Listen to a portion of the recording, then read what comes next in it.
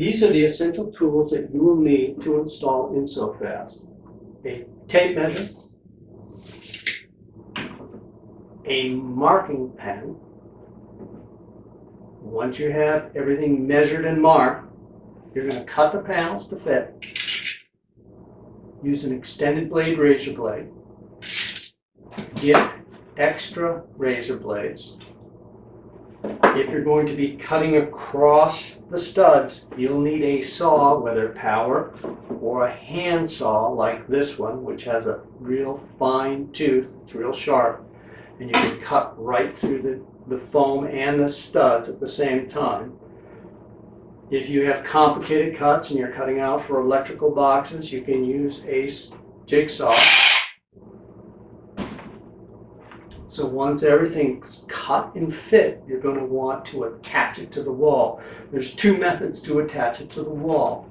The preferred method is adhesive, using a larger caulk gun, not the 10 ounce, but the 28 ounce. And you're going to be using Loctite PL Premium. It's a polyurethane based adhesive that's moisture cured, really essential. If you prefer mechanical attachments, you can use concrete screws. You're going to want a screw longer than 3 inches. You need to go through 2 inches of the InSoFast, and you need 1 inch penetration into the concrete for a proper bite of the fasteners. You will need to have the proper drill bit that is long enough, again, to go through the foam into the concrete to 1 inch penetration. So you will need a hammer drill, screwdriver, some of the non-essentials but nice to have, making the job easy, are shims to shim up the bottom of the wall so you get a nice level course to set all the rest of your panels. Duct tape, always essential on a job site, should have it. Then when we get into supplies, probably the only other supply other than the glue would be the spray foam. Now the spray foam is essential for a lot of different functions.